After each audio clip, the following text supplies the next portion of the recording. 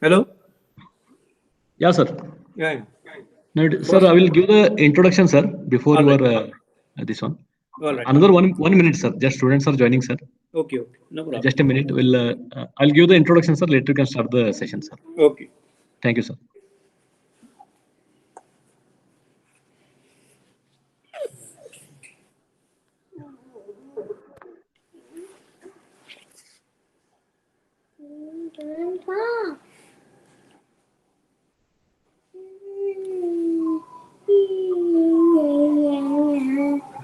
Hello. Hello. Hello.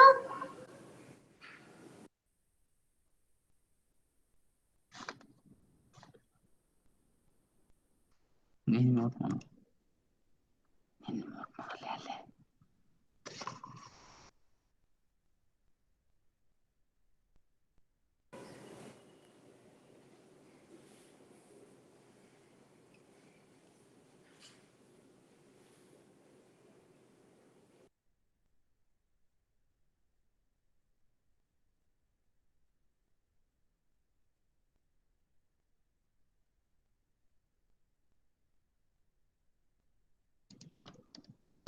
Sir, shall I start, sir? Yes, sir. Okay, sir. Okay. Yeah. Good evening, all the students. So I take the pleasure to invite Dr. Arvind Date, sir. He completed his BE from Walchand College. He completed his MTech from IIT Bombay in thermal stream. He also completed his PhD in heat transfer IIT Bombay under the guidance of SP Sukhatme sir. Also co-guide Narayan Kedekar sir. Uh, Sir is having rich 36 years teaching experience. Also, 5 years he has the industry experience with a lot of consultancy work in this heat transfer field. His area of interest are heat transfer, refrigeration and air conditioning, cryogenics, and solar energy. Also, he is having industry consultancy, as I said. He is having the consultancy between Excel Industry, DMCC, Sudarshan Chemicals, etc. So, sir is guided almost many students all across the streams in B Mechanical, MTech in many streams. Also, he guided around 6 PhD students in his career. So I take it's our privilege to have you, sir, today. I welcome you, sir, for this session. So I request all the students to keep the mic mute. So any questions are there, you can put in the chat box. So later, after completing the session, all your questions can be answered. Okay. Sir, welcome you for the session. Thank you, sir. Yes. Hello, dear students. Professor, I am very much thankful to Principal Dr. J.K. Kittur, HOD Dr. V.S. Majli, and Professor Prashant Khatmare, who has given me an opportunity to interact with you. Actually, today's our topic is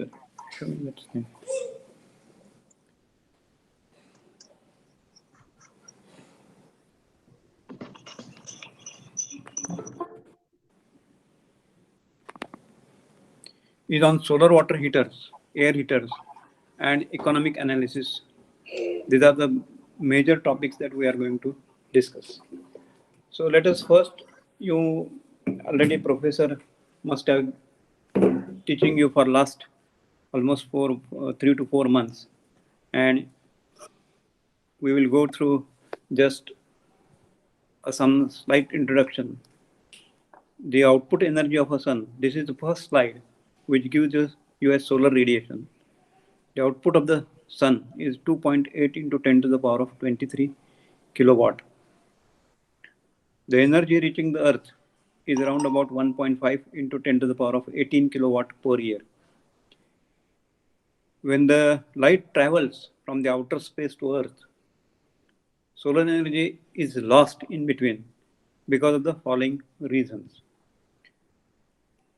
The rays are directly scattering. The rays collide with the particles present in the atmosphere, like dust and other particles.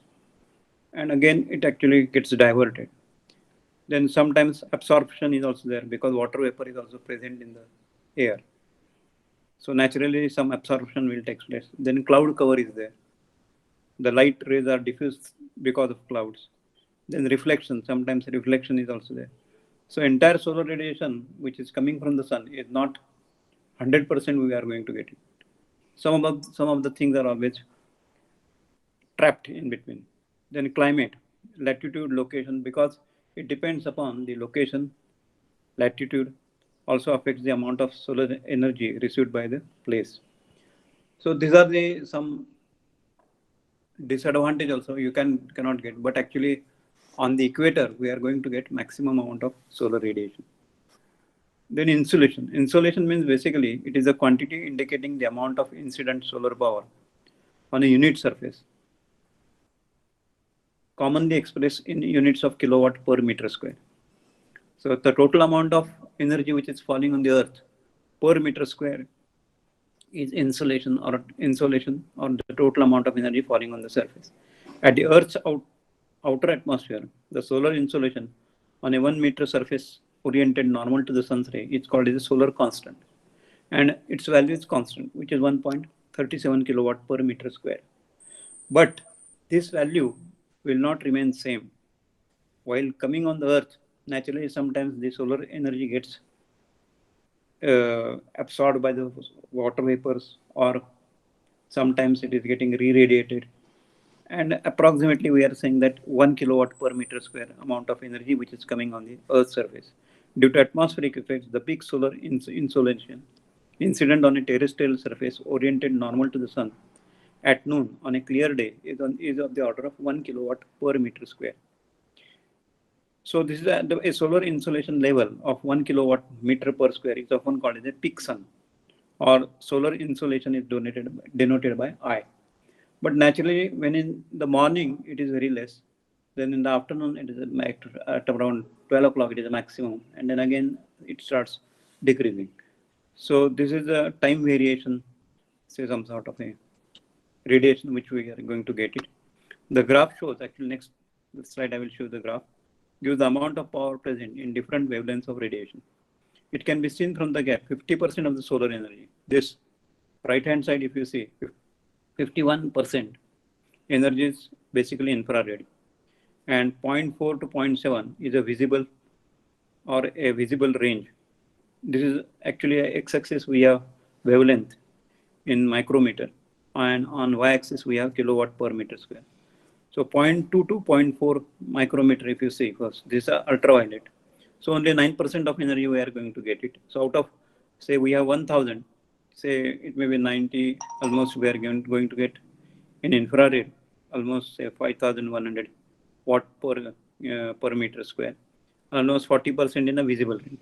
So amount of energy falling in visible to infrared is around about 91%, and the remaining is ultraviolet. So this is the some sort of a variation that we are going to get. So the graph shows given the amount of power present in different wavelengths of radiation. It can be seen from the graph that 50% of solar energy is in the form of a thermal energy. Excuse me, sir. Hello? Sir, sorry to interrupt. The screen is not visible, sir, clearly. Okay. I think you have to rotate the screen, sir, in wider mode. Wider mode? Yes, sir. Is Keep it the visible? mobile wide, sir. Wider. No, sir, not completely. This is? No, sir.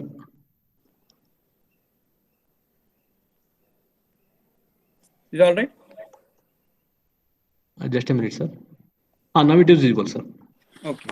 Not completely, but part is visible. Yes, sir. Okay. Now look, this basically graph is plotted. On x-axis we have wavelength, and which actually starts from 0 micrometer to maximum to, we have gone up to 4 micrometer. In the first range, 0.2 to 0.4 is a basically ultraviolet rays. Then we have 0.4 micrometer to 0.7 micrometer, where actually a human can see the light and all the different colors. That is coming almost 40% of thermal energy is coming from this range, and 0.7 micrometer to 4 micrometer. This is almost 51% energy which we are getting from the sun is in the name of, say, infrared rays. So amount of energy falling on the surface is basically between infrared and visible. Then next, water heating. Now basically, why we use for a water heating. Now, and before going to the next slide, I will tell you that we are getting enough energy. Suppose if we put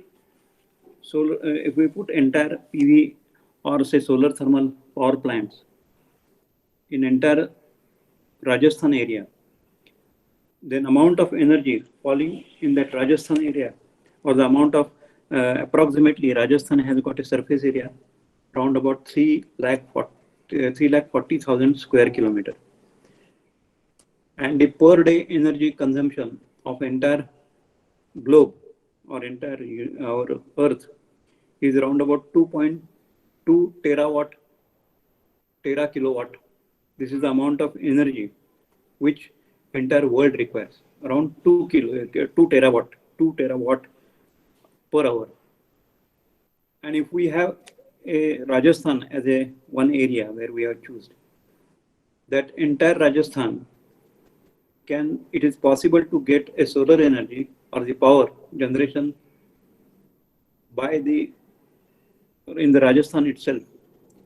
Around, it will come, if we do the proper calculations, it will give a world production, whatever world requires, actually 2 terawatt kilowatt per hour, 2 terawatt hour, almost 150 times energy can be produced by the Rajasthan itself. If we have all entire Rajasthan area is taken as for producing a solar energy for entire world production, almost it will carry on actually more than 150 times energy. So there is a lot of scope as far as the solar energy consumption is means whatever the amount of energy we are going to manufacture, that will survive, that will actually give it to the entire world 150 times. So this is the advantage of solar energy. Another thing is that if we are using a photovoltaic, then there is no necessity of water required.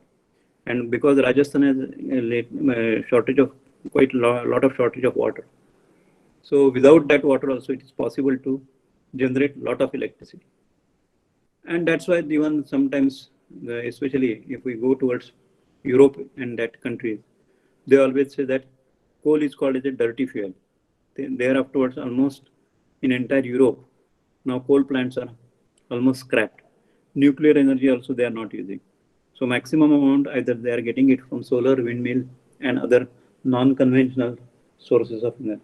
So this is the first advantage of solar energy, and definitely in the future, it will have a tremendous role as far as solar energy is concerned. Now, first basic part of this energy as far as solar thermal is concerned is a solar water heater. Now, what do you mean by solar water heater? Water heating is required in most of the countries of the world for both domestic and commercial use. Domestic purpose, the water temperature is normally in the range of say 40 degrees Celsius up to 90 degrees Celsius. 90 degrees Celsius we are never utilizing it, but it is possible to reach that temperature. The simple solar water is a piece of, now let us see, before, actually I will show you a schematic diagram of a liquid flat plate collector. It is a box. I will show you, sir. Hold 1 minute.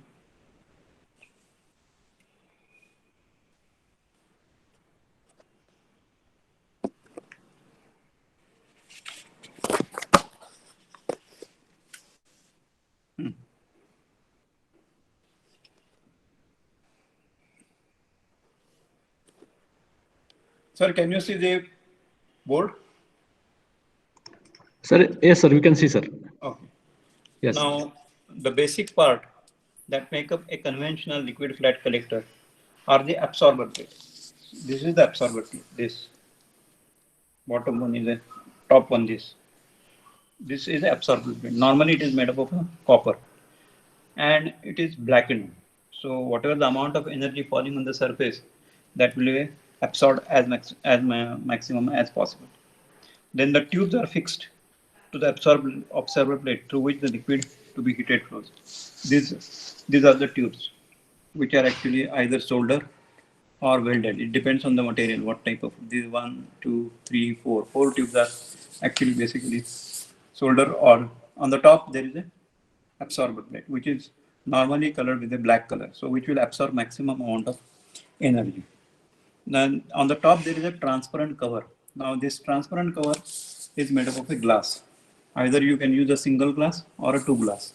The advantage of this glass is that amount of energy falling from the sun, it actually it has got a lot of transmissivity. So almost 90% energy goes to the absorber plate.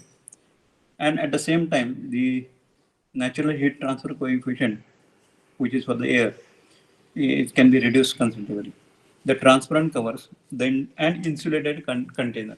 At the bottom, there is an insulated container. This is an insulated container. And here actually we have provided insulation. So the amount of heat loss from the bottom is minimized. The main advantage of a flat plate collector that it utilizes both the beam and diffuse components of a radiation. Means directly coming from the sun, that's a beam radiation. And diffuse means sometimes a reflected rays also can be whatever they are there, that can be also passes through this glass. In addition, because of its simple stationary design, it requires little maintenance. It is easy to manufacture and it requires very little maintenance. It's a principal disadvantage that because of the absence of optical concentration, the area from which heat is lost is so large.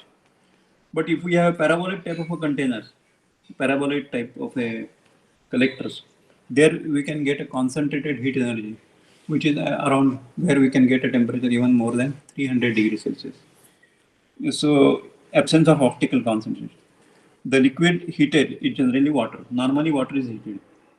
However, sometimes mixture of water and ethylene glycol are used if the ambient temperature below 0 degrees Celsius are likely to be encountered. The absorber plate is usually made up of a metal sheet. Its ranging thickness is from 0.2 to 1 millimeter thick. Tubes, which are also metal, range in diameter from 1 to 1.5 centimeter. They are soldered, brazed, welded, or pressure bonded to the bottom of the absorber plate with the pitch ranging from 0.5 centimeter to 12 centimeter. In some design, the tubes are bonded to the top. Sometimes it is at the bottom, or sometimes at the top also you can put that plate, put that tubes. The metal mostly common used, both the absorber plate is basically tubes is copper. However, in India, because of shortage of copper, other absorber plate tube combinations have been successfully developed. These include aluminium sheets fixed to the copper or galvanized steel tube with a pressure bond, mild steel, or some other different combination of metals is also tried. Plain or toughened glass of 4 to 5 millimeter thickness is mostly favored material for the transparent cover. The usual practice is to have one or two covers with spacing ranging between 1.5 to 3 centimeters. Means this is the one cover, this is one more cover also you can add at the top. Now the bottom and sides are usually insulated by mineral wool, rock wool, or glass wool with a covering of aluminum foil and has a thickness ranging from 2.5 centimeter to 8 centimeter. The whole assembly is contained within a box which is tilted at a suitable angle. The collector box may be made up of aluminum, steel sheet, or fiberglass. The face areas or the surface area of most commercially available collectors are around 2 meters square, with the length being usually larger than the width. Length is normally 2 meter and the width is around about 1 meter. So the total area of the collector is 2 meters square. In the last, and actually if we want the detailed components used in the collector, one can refer to IS standard 12933. This is a standard actually which will give the standard what we should maintain in that collector, solar collector. In the last few years, the use of plastic materials for the observer plate, the tubes as well as the covers has increased. But now recently if we see, Now this type of a concentration arrangement is not there. One can use a vacuum tube, where actually 5 or 6 tubes are there. And the temperature actually we are going to get in the vacuum tubes is around about 90 degrees Celsius. While this type of a construction, liquid flat plate collector, gives you more than 60 to 70 degrees Celsius. The present rate of production for a liquid flat plate collector slides.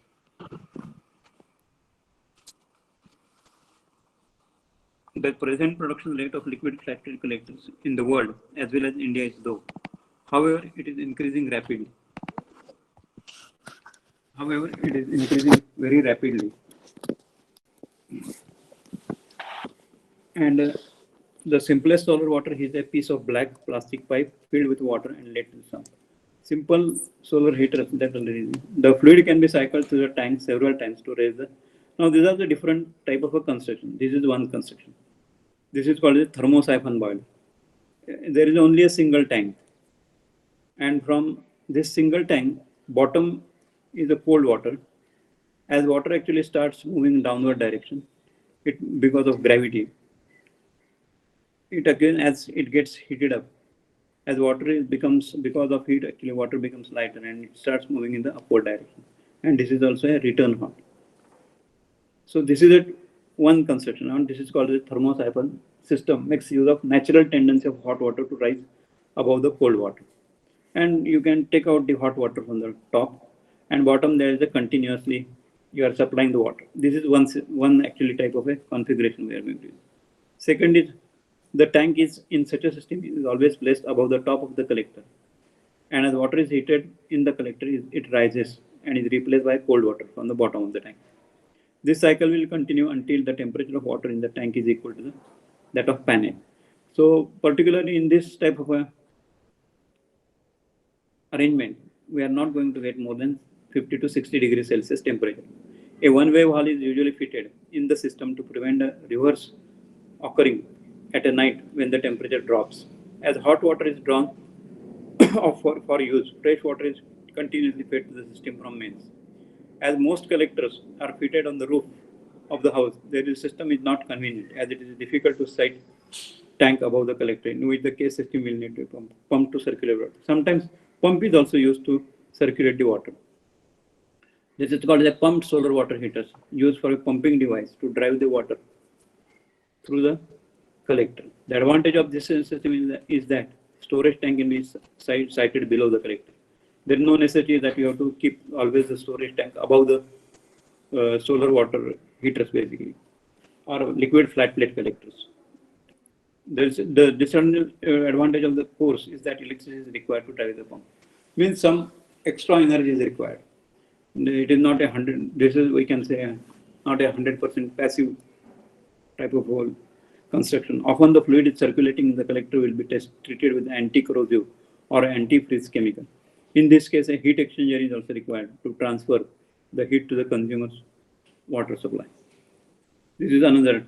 This is a big system. A hot water tank is there. This is a pump through which actually water is continuously circulated. There is a temperature sensor. Again, it is coming back to the end. There is a heat exchanger. So actually, heat is getting transferred to this. This is a big water tank where heat is getting transferred and that hot water is supplied. Now, especially why hot water is required, or sometimes lubricating oil and it is heated. Especially in Europe, where there is a temperature is well below the sometimes 0 degrees Celsius. They have got a central heating system where this type of systems can be used. So a heated oil is passed through housing, various types of housing, and from which then you can keep the house very hot. It is possible, but normally in India, everywhere you are going to get a very hot, high temperature, so there is not much required. So this is a conventional boiler. Sometimes it is combined with this. So there actually they require a continuous heating system, especially in the winter. Then we have, this is also one same type. We have a small capacity of natural convection water, insulated storage tank. Then we have tubings. This is a flat plate collector, a simple construction. Then it moves in upward direction, gets collected on the top, and you can use the water. as and when required. Sometimes in chemical operations also hot water is required. Now, before starting with this, we want to see the performance analysis. Why performance analysis is required? When we are doing anything, we are always, as an engineer, we always find out efficiency. What is the useful amount of energy collected divided by radiation incident on the surface? That's why that is called the effectiveness of an heat exchanger. Now, how to calculate useful energy? Now we'll now take up for a detailed consideration the performance analysis of a liquid flat plate collector. The analysis will be first done for a steady state situation. Basically, this is entire thing right from morning to evening, because that whatever the solar energy is falling on the surface, which is totally variable. So for a simple construction, actually we should think of a steady state situation in which liquid flows flowing through the tubes bonded on the underside of the absorber plate. Later on, the results of the other types of flat plate collectors will given be transient if it's also considered. But transient analysis is not so easy. So basically, initially we should do performance analysis for only a simple system or as it considering as a steady state condition. Now this is QU, means Q useful energy. AP is the area of the absorber plate. S is the incident solar flux absorbed in the absorber plate. So that is the amount of energy which is falling on that plate. AP is the area of plate, absorber plate, into S. S is the incident solar flux absorbed in the absorber plate, minus losses. So the amount of energy which is falling on the absorber plate minus the losses. What are the losses? Because from the bottom, the tubes are getting it through which water is flowing, that gets heated, and outside we have ambient temperature, which is always lower as compared to the water temperature. So amount of heat is going to flow from higher temperature, amount of heat which will be lost from the tubes to the outside atmosphere. So that is nothing but a loss, and that loss rate at which heat is lost by convection and re-radiation from the top, and by the conduction and convection from the bottom and side, because it is a casing also. So the main losses are from the bottom, as well as another losses from the sides, as well as some amount of energy which is reflected by the glass also. So this is the loss.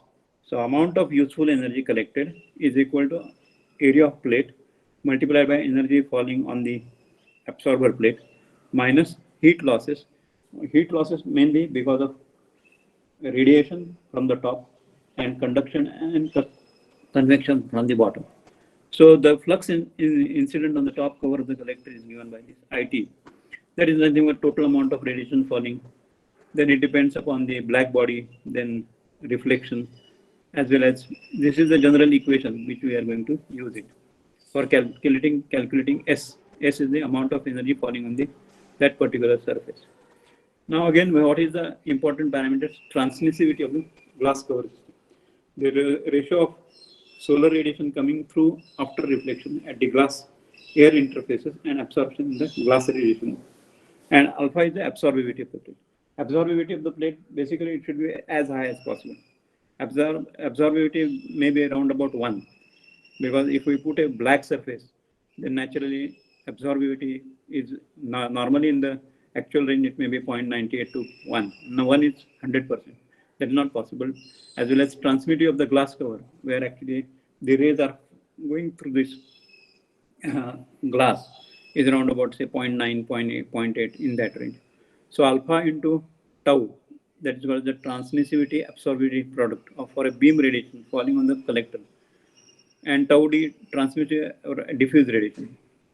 For a beam radiation means direct radiation, and diffuse radiation means which is reflected, energy reflected from the. Thus, in order to evaluate QU, it is necessary to derive the expression for calculating the values of tau alpha d, and Qn. So this calculation will therefore be taken into consideration, and then we can write eta I, that is the efficiency, instantaneous collector efficiency is useful heat gain divided by radiation incident on the collector. So this is the ratio, and from which we can get what is the efficiency of an collector. The amount of energy on the surface of absorber plate minus losses divided by actual energy, radiation incident on the collector. How much amount of radiation is collected ideally.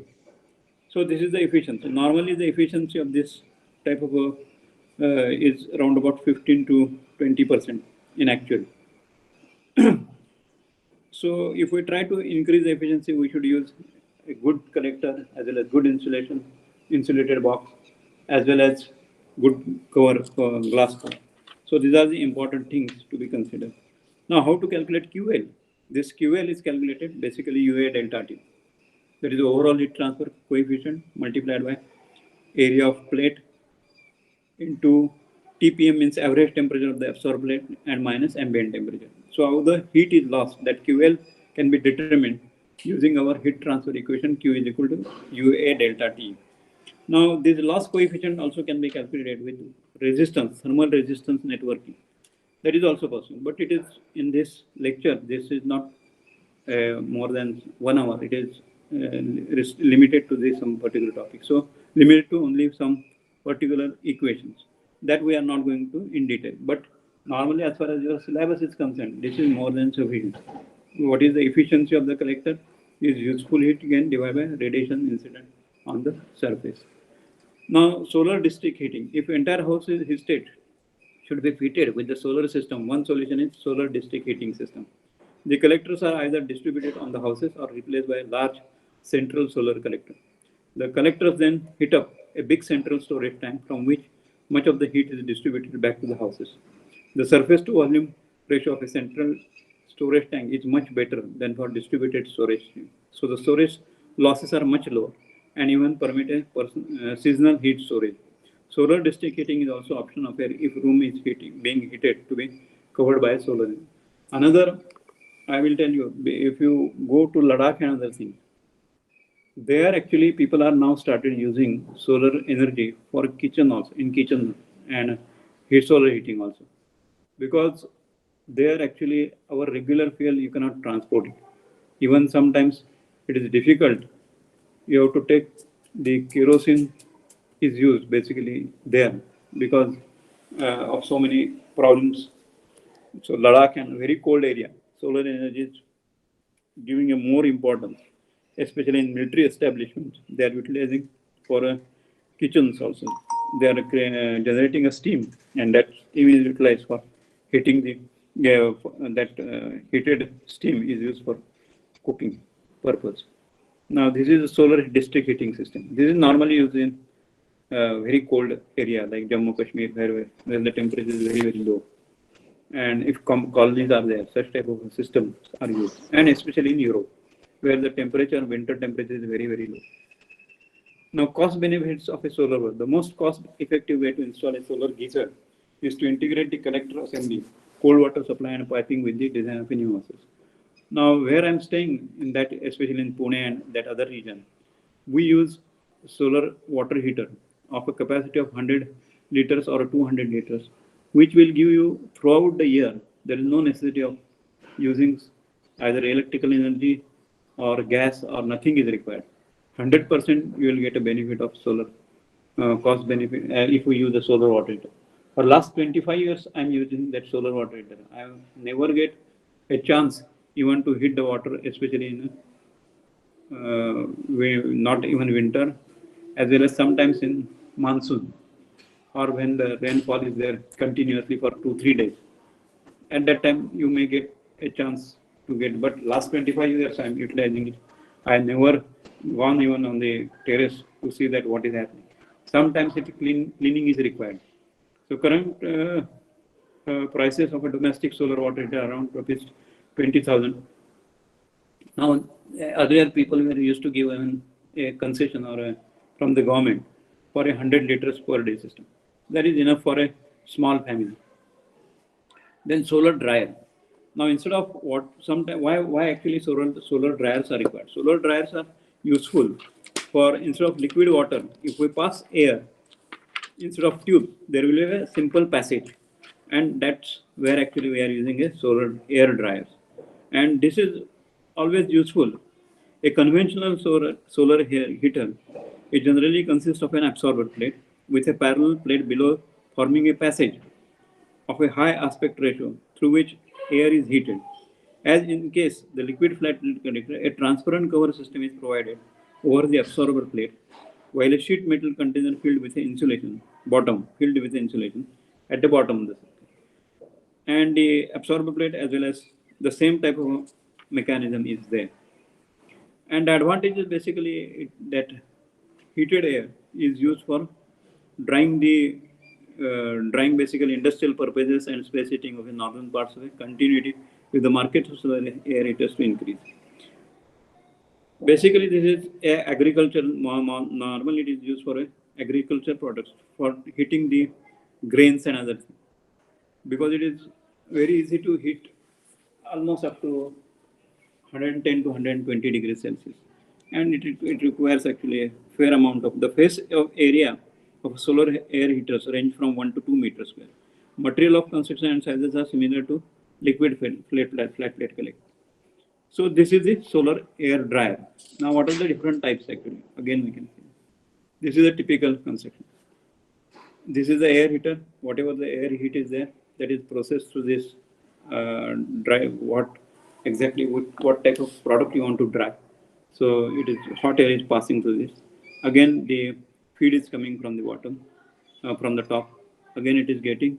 This is a pipeline through which then blower is at the bottom, and solar radiation is falling on the surface. And again, one can calculate what is the efficiency of a solar air heater. Actually, generally, it gives some sort of a more efficiency as compared to the solar water heater. And basically, temperature we can get of the around because of specific heat is less.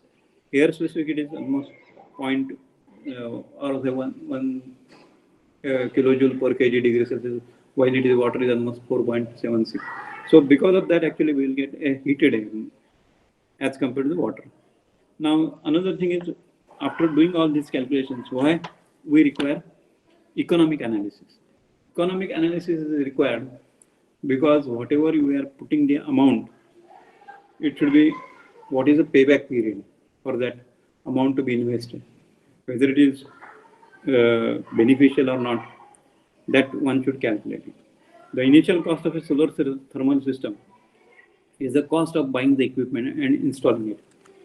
Because the solar equipment, if we take a 1 meter square solar flat plate solar collector, that cost is around about 20,000, and sometimes government is giving a subsidy of say 8 to 10,000 rupees, so the cost may be half of that for a domestic water heater. Suppose if we put is 10,000 rupees, or if we invest 10,000 rupees, what are the other parameters? Actually, maintenance cost is absolutely nil. So solar collectors contribute significantly to the initial cost. Basic fixed cost is very important. Thus, from the point of view of optimization, it is useful to recognize the initial cost is the sum of two components. One component is being proportional to the total collector area. Means more the collector area, more the cost. And the other being independent of the collector area. We have equation this. C is equal to CC plus CA. Now what is CC? CC is component cost proportional to the collector in rupees, area in rupees. So K times AC. K is more, K is say 5, K is say 5, or say 5 times 5 meter square we are utilizing. So 5 times AC is generally 2 meters square. So 5 into it may be say 20 or whatever it may. Plus CA is a component independent of collector area. Suppose if we require some piping or say storage tank, so that takes a consideration of CA, component of independent of collector area. K is proportionality constant, rupees per meter square, and AC is the collector area. So this is the, as far as the solar water heating system is concerned, we take these two parameters, CA and CA, CC and CA.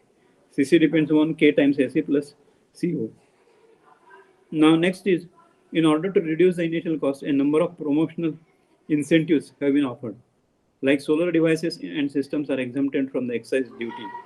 Now it is not excise duty, it may be GST by the central government. In addition, most state governments you exempt from sale tax. Now all these taxes are not there. Financial subsidies are also available for purchasing some solar energy system. Now what is the annual cost? Suppose instead of that, if we are using a regular conventional means say either electric geyser or gas, what is the cost? So if we calculate that cost and compare with this cost, then we will get some sort of an idea what type of whether it is a beneficial to use a non-conventional sources of energy equipments or a conventional sources. The annual cost of a solar system installed by an individual or an organization is the sum of number of factors. These include the cost of fuel consumed by the auxiliary energy sources, repayment of the loan taken to install the system, maintenance of the system, electrical energy consumed by subsidiary equipment like pumps and blowers, local taxes. Certain types of tax deduction are also available. Incentives. The tax deductions for the benefit of a particular year only if individual or organization has to be pay taxes in that year. There are various kinds. For example, they may be related to the interest payable.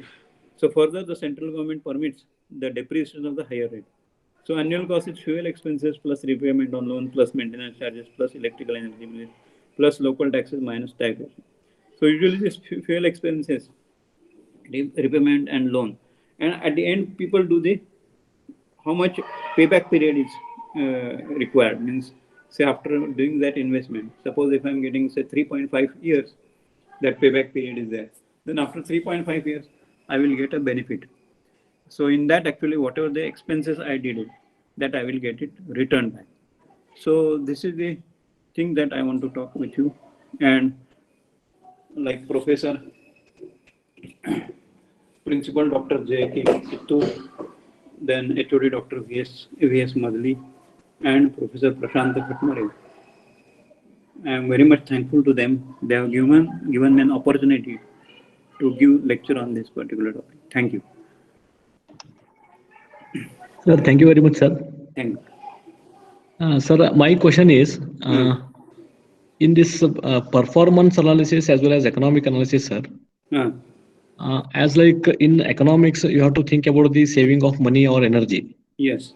So like how we can take a judgment on which basis the performance should be also good and economic should be also good.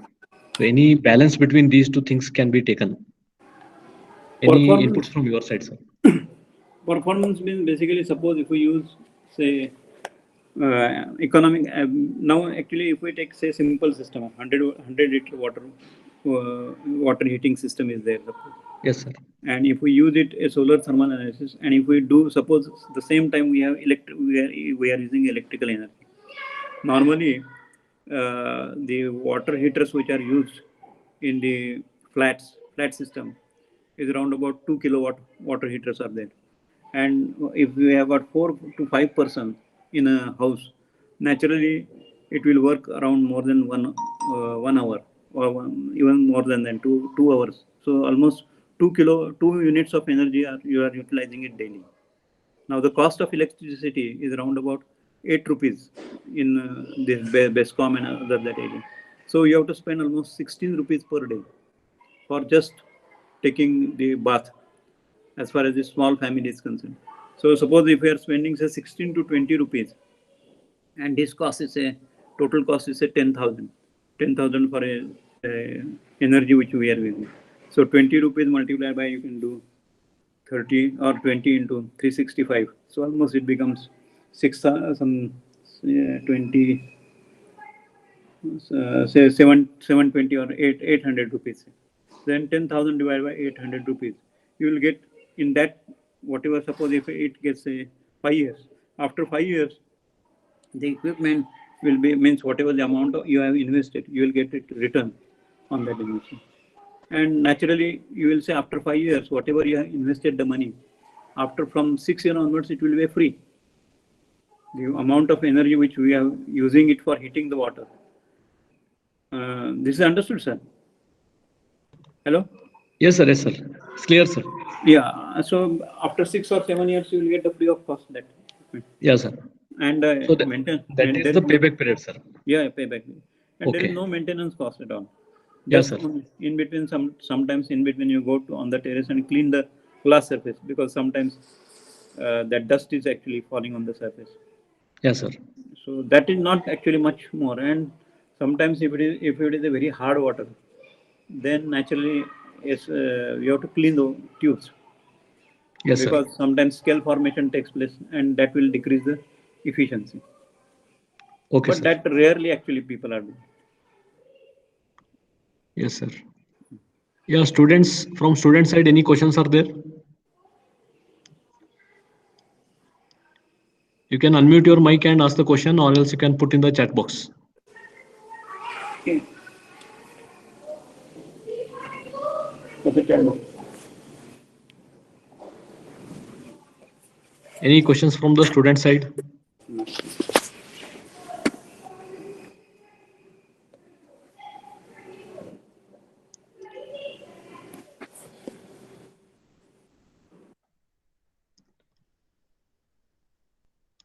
Excuse me, sir. Yes, Sir, hello? my one more question is, Hmm. like we are going for the solar power plant, like using tower system or some furnace system where Yeah. high temperature steam can be generated and we can run a Yes. turbines with Yes. steam. Yeah.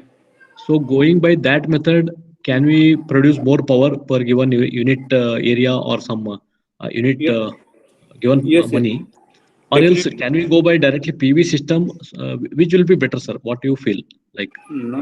Nowadays, actually, people prefer PV system okay, sir. instead of solar thermal. Solar Okay, sir. thermal is normally used for a very big plant, more than say Okay, sir. 200 megawatt and like that. Yes, sir. So PV system will be, even though it is consuming a larger area, Yeah, yeah. direct conversion will be possible. So it will be Direct easy connection. for us. Yes, yes. At the Okay, same sir. time, PV is another thing is that there is no water consumption. Because Yes, water sir. shortages will be a problem. Okay, sir. Yes, sir. Sir, I take this opportunity to thank you on Okay. behalf of KLS management, our principal Dr. J.K. Kitur sir and HOD Dr. V.S. Majli sir. We thank you for your time and giving a in detail lecture on solar collectors with finding the performance and economic analysis on this solar collectors. We also thank you for your spending the lot of time in this preparing the lecture and giving it. Sir, I think the attendance was less, sir, but this video will be recorded and will be shared with all the students, sir, in the All right. Google No Classroom. problem. Okay. Yes, sir. Once they will get free, they will go through the lectures. If Sure. any other doubts are still there, I will put you in the WhatsApp, sir, later. All right. All right. Thank you. Even I will share with the staff also, sir, in our All right. staff. Thank you. Yeah, thank you very much, sir. Thank you. Thank you, sir.